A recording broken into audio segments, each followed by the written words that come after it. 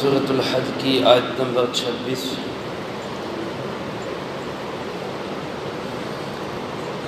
الحمدللہ وکفی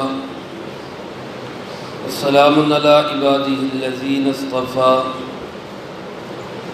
خصوصاً علی سید الرسل وخاتم الانبیاء وعلی آلہ واصحابہ الاتقیاء۔ اما بعد فاعوذ باللہ من الشیطان الرجیم، بسم اللہ الرحمن الرحیم۔ وَإِذْ بَوَّأْنَا لِإِبْرَاهِيمَ مَكَانَ الْبَيْتِ أَلَّا تُشْرِكْ بِي شَيْئًا وَطَهِّرْ بَيْتِيَ لِلطَّائِفِينَ وَالْقَائِمِينَ وَالرُّكَّعِ السُّجُودِ۔ وَأَذِّنْ فِي النَّاسِ بِالْحَجِّ يَأْتُوكَ رِجَالًا وَعَلَى كُلِّ ضَامِرٍ يَأْتِينَ مِنْ كُلِّ فَجٍّ عَمِيقٍ لِيَشْهَدُوا مَنَافِعَ لَهُمْ وَيَذْكُرُوا اسْمَ اللَّهِ فِي أَيَّامٍ مَّعْلُومَاتٍ عَلَى مَا رَزَقَهُم مِّن بَهِيمَةِ الْأَنْعَامِ فَكُلُوا مِنْهَا وَأَطْعِمُوا الْبَائِسَ الْفَقِيرَ ثُمَّ لِيَقْضُوا تَفَثَهُمْ وَلْيُوفُوا نُذُورَهُمْ وَلْيَطَّوَّفُوا بِالْبَيْتِ الْعَتِيقِ۔ وَإِذْ بَوَّأْنَا لِإِبْرَاهِيمَ، اور وہ وقت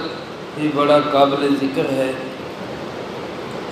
جب ہم نے ٹھکانہ دیا ابراہیم علیہ السلام کو مکان البیت، بیت اللہ کی جگہ کا، اور یہ حکم دیا کہ اللہ تشرک بھی شیئا، میرے ساتھ کسی چیز کو بھی شریک نہ ٹھہراؤ، وطہر بیتی للطائفین، اور میرے گھر کو پاک صاف رکھو طواف کرنے والوں کے لیے، والقائمین، اور قیام کرنے والوں کے لیے، والرکع السجود، اور رکوع اور سجدے کرنے والوں کے لیے، وَأَذِّنْ فِي النَّاسِ بِالْحَجِّ، اور اعلان عام کیجئے لوگوں میں حج کا، یأتوک رجالا، لوگ آئیں گے آپ کے پاس پیدل چلتے ہوئے، وعلی کل ضامر، اور ہر دبلی پتلی اونٹنی پر، یأتین من کل فج عمیق، آئیں گے دور دراز کے سفروں سے، لیشہدوا منافع لہم، تاکہ وہ حاضر ہوں اپنے نفعوں میں، ویذکروا اسم اللہ فی ایام معلومات، اور اللہ کو یاد کرے چند معلوم دنوں میں، علی ما رزقہم من بہیمۃ الانعام، اس بنا پر کہ اللہ نے ان کو رزق دیا پالتو جانوروں کا، فَكُلُوا مِنْهَا، بس تم لوگ ان میں سے کھاؤ، وَأَطْعِمُوا الْبَائِسَ الْفَقِيرَ، اور کھلاؤ محتاج فقیر کو، ثُمَّ لِيَقْضُوا تَفَثَّهُمْ، پھر چاہیے کہ دور کرے اپنے میل کچیل کو، وَلْيُوفُوا نُذُورَهُمْ، اور اپنی نظروں کو پورا کریں، وَلْيَطَّوَّفُوا بِالْبَيْتِ الْعَتِيقِ، اور پرانے آزاد گھر کا طواف کریں۔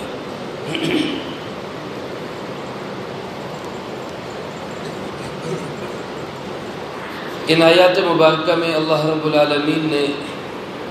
بیت اللہ کی تعمیر اور مسجد حرام میں کچھ احکامات، بالخصوص حج کے کچھ احکامات کا تذکرہ فرمایا ہے۔ اسی مناسبت سے کہ گزشتہ آیات میں مسجد حرام اور حرم کی اہمیت اور خصوصیت کا ذکر کیا گیا، تو اسی کے ساتھ جڑے ہوئے یہ حج کے چند مسائل۔ میرے محترم دوستو، بیت اللہ، خانہ کعبہ جہاں آج موجود ہے، زادہ اللہ شرفا و تکریما، اللہ اس کی عزت میں اور اضافہ فرمائے۔ یہ دنیا کا وہ مقام ہے جہاں سب سے پہلے خشکی نمودار ہوئی تھی۔ بعض حضرات فرماتے ہیں کہ آدم علیہ السلام سے بھی پہلے، اور بعض حضرات فرماتے ہیں آدم علیہ السلام کی تخلیق کے ساتھ ساتھ ہی اللہ پاک نے بیت اللہ کو وجود دیا۔ اس کی سب سے پہلی تعمیر خود فرشتوں نے کی، پھر آدم علیہ السلام نے کی، جو تعمیر نوح علیہ السلام کے زمانے تک برقرار رہی۔ حضرت نوح علیہ السلام کے زمانے میں جب طوفان عام آیا تو بیت اللہ بھی اس میں منہدم ہو گیا، اس کی عمارت وہ ختم ہو گئی، بنیادیں اپنی جگہ پہ رہیں۔ لوگ اس جگہ کو پھر بھی مبارک سمجھتے تھے، یہاں ایک لوگ ہر سال آتے، اپنی رسم ادا کرتے، بت رکھے ہوتے، بھارت کسی نہ کسی شکل میں اس جگہ کو بابرکت سمجھا جاتا رہا، یہاں تک کہ حضرت ابراہیم علیہ السلام کا دور آیا تو اللہ پاک نے حضرت ابراہیم علیہ السلام کو ملک شام سے مکہ مکرمہ میں اس واد غیر ذی زرع میں پہنچنے کا حکم دیا۔ حضرت ابراہیم علیہ السلام اپنی اہلیہ سیدہ ہاجرہ کے ساتھ یہاں پہنچے، حضرت اسماعیل علیہ السلام بھی پیدا ہوئے، اور پھر کچھ عرصہ کے بعد جب حضرت اسماعیل علیہ السلام بھی کچھ بڑے ہو گئے تو اللہ پاک نے دونوں کو حکم دیا کہ میرا گھر تعمیر کرو۔ اب وہ گھر کہاں تعمیر کرے، اس کی جگہ کہاں پہ ہے؟ تو علماء نے لکھا ہے کہ اللہ پاک نے ایک بادل بھیجا جس نے عین اس مقام پر سایہ کیا جہاں بیت اللہ کی بنیادیں ہیں، اسی جگہ پہ اس نے سایہ کیا، اس کے علاوہ کہیں سایہ نہیں تھا۔ پھر اللہ پاک نے ایک ہوا چلائی جس ہوا نے وہاں اوپر آئی ہوئی مٹی، ریت سب کچھ اڑا دیا، اور نیچے سے بنیادیں بالکل واضح کلیئر نظر آنے لگی۔ تو اللہ پاک نے حضرت ابراہیم علیہ السلام کو حکم دیا کہ یہیں سے آپ بیت اللہ کی دوبارہ تعمیر کریں۔ اس کو فرمایا بوّأنا، ہم نے ابراہیم علیہ السلام کو وہ جگہ دکھائی، وہ ٹھکانہ ہم نے دیا۔ ابراہیم علیہ السلام نے اس کی تعمیر کی۔ اس وقت جو تعمیر کا نقشہ ہے یہ وہ نہیں ہے جو حضرت سیدنا ابراہیم علیہ السلام نے تعمیر کیا تھا۔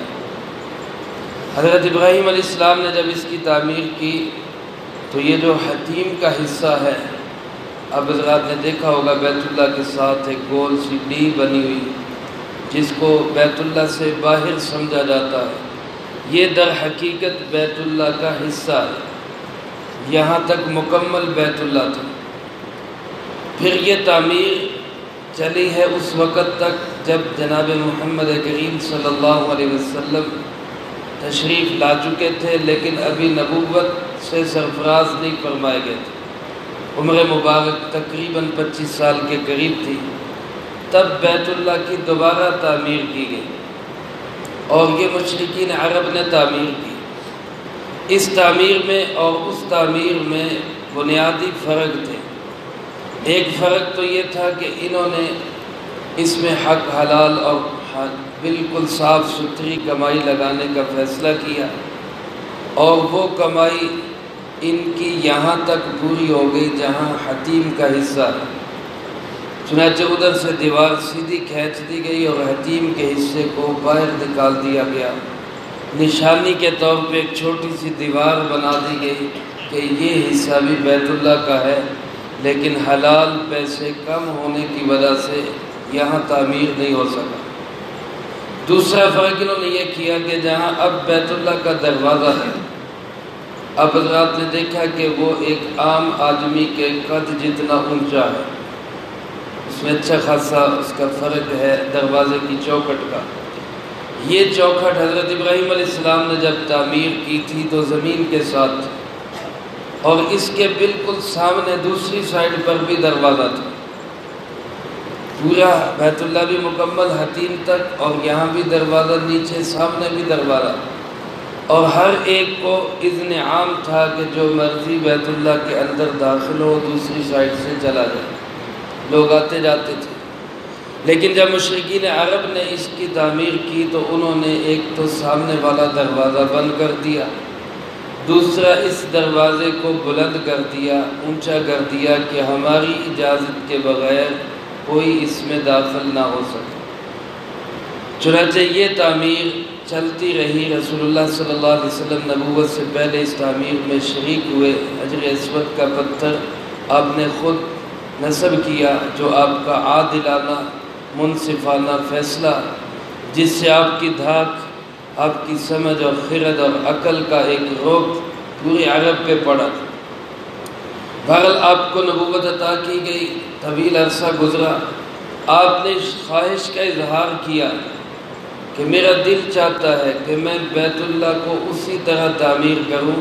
جس طرح میرے جد امجد حضرت ابراہیم علیہ السلام نے تعمیر کیا تھا، لیکن میں اس لیے اس کے ساتھ چھیڑ چھاڑ نہیں کر رہا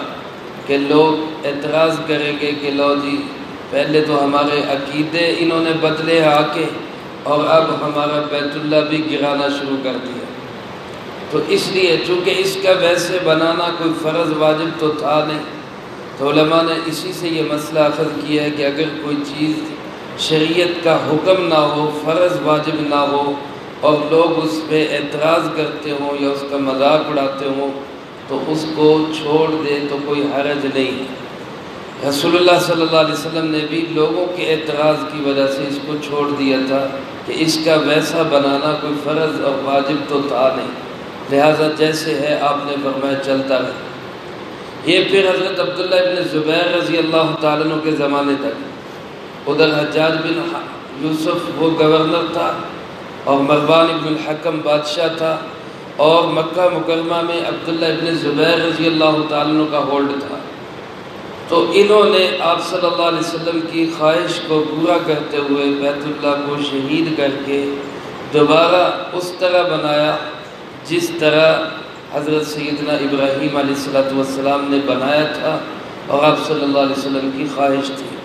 انہوں نے ویسے بنا دیا، حتیم کو اس میں شامل کر دیا، ادھر دروازہ نیچے کر دیا، سامنے دیوار میں بھی دروازہ رکھ دی۔ پھر حجاج بن یوسف نے یہاں پہ حملہ کیا، بیت اللہ پہ پتھر مارے گئے اور یہاں پہ بہت زیادہ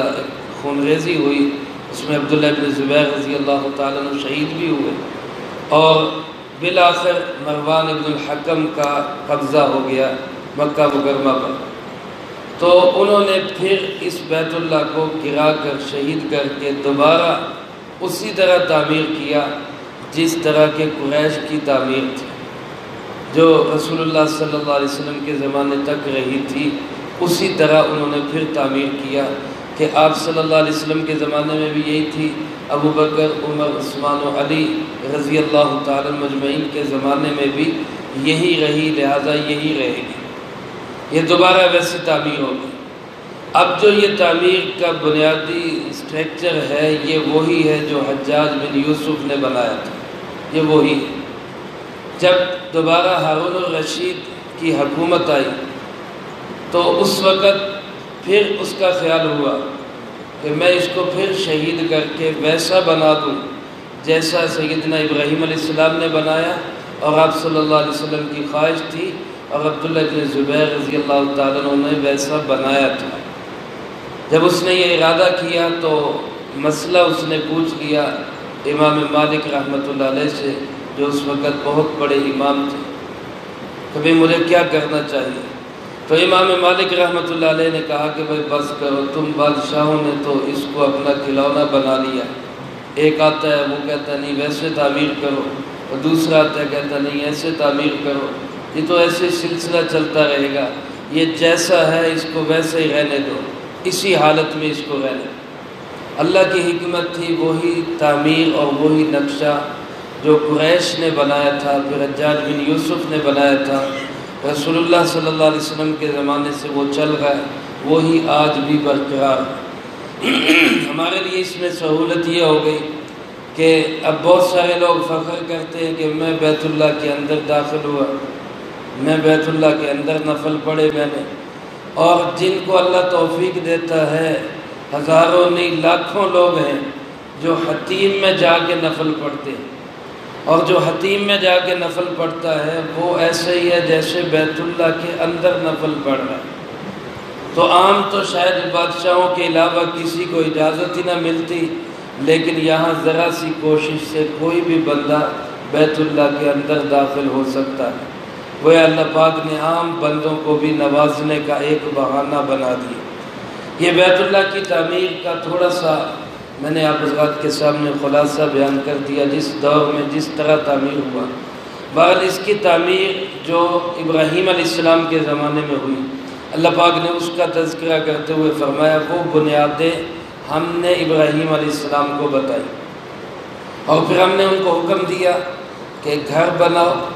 اور گھر کا یہ نقشہ اور ڈیزائن بنانے کے بعد لا تشرک بی شیئا، میرے ساتھ کسی کو شریک نہ کرو۔ حضرت ابراہیم علیہ السلام کو یہ حکم، ابراہیم علیہ السلام جیسا توحید والا، جس کا بچپن، لڑکپن، جوانی ہمیشہ توحید میں گزری، اور گھر سے لے کر حکومت تک ہر جگہ شرک ہونے کے باوجود اس شخص نے توحید کا دامن نہیں چھوڑا۔ ان کو توحید کا حکم اور شرک نہ کرنے کا حکم یہ مجھے اور آپ کو سنانے کے لیے، یہ تو شرک کر ہی نہیں سکتے تھے۔ اللہ کے نبی تو معصوم ہوتے ہیں، ایک معمولی سی لغزش بھی ان سے نہیں ہو سکتی، شرک تو بہت بڑا گناہ۔ تو ان کو کہہ کے مجھے اور آپ کو سنایا گیا کہ اس گھر میں اور کہیں بھی اللہ کے ساتھ کسی کو شریک نہیں ٹھہرانا، اور فرمایا وطہر بیتی للطائفین والقائمین، میرے گھر کو پاک کریں، یہاں طواف کرنے والے آئیں گے۔ پاکیزگی سے مراد باطنی پاکیزگی بھی ہے کہ بتوں کی گندگی اور آلودگی سے اس کو پاک رکھو، اور ظاہری پاکیزگی بھی کہ کسی قسم کی کوئی نجاست، کوئی گندگی اس میں نہیں ہونی چاہیے۔ کسی بھی مسجد کو ہمیں پاک صاف رکھنے کا حکم دیا گیا ہے، اور بیت اللہ مسجد حرام تو ساری مساجد کی گویا ماں ہے اور اصل ہے، اس کو تو پاک صاف رکھنے کا بہت زیادہ حکم۔ اللہ پاک فرماتے اس میں طواف کرنے والے آئیں گے، قائمین، قائمین سے مراد نماز کا قیام کرنے والے، اور اسی لیے آگے رکوع اور سجود کا ذکر ہے۔ اور قائمین سے مراد یہ بھی ہو سکتا ہے یہاں پہ ٹھہرنے والے آئیں گے، رہنے والے آئیں گے، دور دراز کے علاقوں سے سفر کر کے یہاں آ کے ٹھہریں گے، قیام کریں گے، لہٰذا ان کے لیے اس گھر کو پاک صاف ستھرا رکھو۔ اور جب گھر تعمیر ہو گیا، پاک صاف ستھرا ہو گیا، تو اللہ پاک نے حکم دیا اب لوگوں میں حج کا اعلان کریں، اذن فی الناس بالحج، اعلان کریں لوگوں میں کہ ان اللہ قد فرض علیکم الحج، اللہ نے تم پہ حج فرض کیا ہے، لہذا حج کے لیے آؤ۔ جب یہ حکم دیا گیا تو ابراہیم علیہ السلام نے عرض کی ہے اللہ، جنگل بیابان، لک و دک صحرا، چٹانیں اور چٹگل میدان،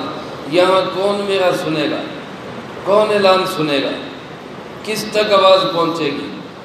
تو حضرت ابراہیم علیہ السلام کو اللہ پاک نے فرمایا کہ ابراہیم آواز لگانا تیرا کام ہے، اس کو پہنچانا میرا کام ہے۔ چنانچہ علماء فرماتے ہیں حضرت ابراہیم علیہ السلام نے جبل ابی قبیس پہ چڑھ کے آواز لگائی، اللہ نے اس آواز کو اس طرح پھیلایا کہ اس وقت روئے زمین میں جتنے لوگ موجود تھے سب تک وہ آواز پہنچی۔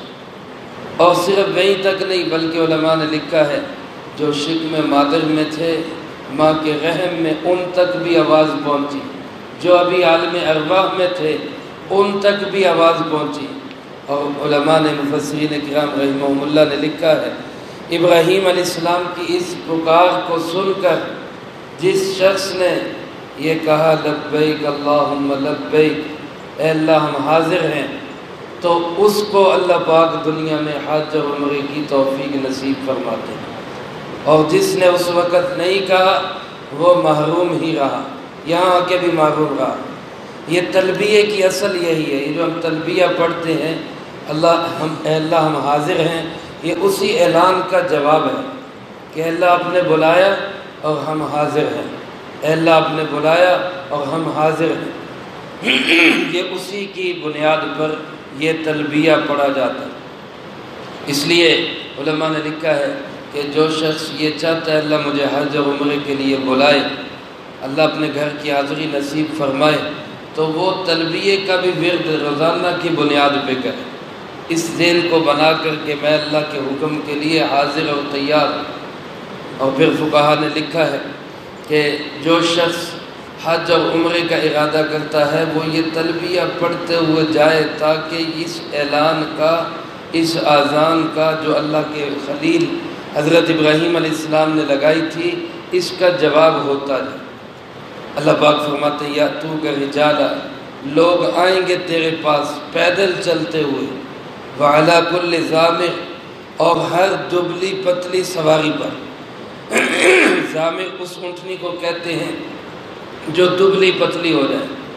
اور دبلی پتلی دو وجہ سے کہا، ایک تو اس لیے کہ بعض اوقات وہ سفر کرتے کرتے ظاہر ہے دور دراز کے علاقوں سے جب اونٹوں پہ آنا دو دو مہینے لگ جانے تو وہ سفر کرتے کرتے دبلی ہو جاتی تھی، اس لیے کہا گیا کہ ان دبلی پتلی اونٹنیوں پر بھی لوگ تجھ تک آئیں گے۔ اور یہ اس لیے کہا گیا کہ جو دبلی پتلی ہوگی وہ ظاہر ہے تیز رفتار ہوگی، تو مقصود یہ ہے کہ لوگ تیز رفتار سواریوں پہ بیٹھ کے یہاں تک آئیں گے۔ آج بھی میرے محترم دوستو ہر طرح کے نقل و حمل کے ساتھ لوگ بحری جہازوں سے بھی پہنچ رہے، لوگ جو ہے وہ اسی طرح گاڑیوں پہ بھی پہنچ رہے، ہوائی جہازوں کے ذریعے بھی پہنچ رہے۔ ایسے بھی لوگ ہیں جو معمولی رفتار کی سواریاں ان پہ جا رہے ہیں۔ کچھ سال پہلے ایک صاحب کی تصویر آپ حضرات نے بھی دیکھی ہوگی، میڈیا پہ عام ہوئی تھی، جو سائیکل پہ گئے تھے حج کرنے کے، سائیکل پہ حج کرنے کے۔ تو یہ بھی ہر طرح کی سواریوں پہ چلتے ہوئے لوگ آئیں گے تیرے پاس۔ فرمایا یأتین من کل فج عمیق، ہر دور دراز کے علاقے سے لوگ بھاگتے دوڑتے چلے آئیں۔ اب آپ حضرات دیکھیں حج کے لیے اب کتنی سیکورٹی ہے، کتنی مشکلات ہیں، کتنے جو ہے وہ اسباب و وسائل چاہیے، اس کے باوجود اس کی تعداد میں اضافہ ہی ہو رہا ہے، کمی کوئی نہیں ہو رہا۔ لوگ شوق اور محبت کے ساتھ وہاں پہ پہنچ رہے ہیں۔ اللہ پاک نے اس کو ذکر کر کے فرمایا یہاں آنے میں لوگوں کے منافع، لوگوں کے فوائد، اور وہ فوائد کیا ہیں اس کا تذکرہ اگلی آیات میں ہے، وہ انشاءاللہ اگلی فرصت میں آ جائے گا۔ اللہ پاک ہم سب کو جو کہا سنا اس کو زندگی میں لا کے دوسروں تک پہنچانے کی توفیق عطا فرمائے۔ اللہم انت السلام و منک السلام، تبارک ربنا و تعالیت یا ذا الجلال والاکرام۔ اللہم اعنا علی ذکرک و شکرک و حسن عبادتک، اللہم احسن عاقبتنا فی الامور کلہا واجرنا من خزی الدنیا وعذاب الآخرہ، اللہم باقیتا کباقیت الولید، اللہم استر عوراتنا وآمن روعاتنا، اللہم انا نجعلک فی نحورہم ونعوذ بک من شرورہم، اللہم اکفنا بحلالک عن حرامک واغننا بفضلک عن من سواک، اللہم اکفنا کل مہم من حیث شئت ومن این شئت، رب ارحمہما کما ربیانی صغیرا، ربنا هب لنا من ازواجنا وذرياتنا قرة اعین واجعلنا للمتقین اماما، ربنا تقبل منا انك انت السميع العليم وتب علينا انك انت التواب الرحيم، صلی اللہ علی النبی الکریم وعلی آلہ واصحابہ اجمعین برحمتک یا ارحم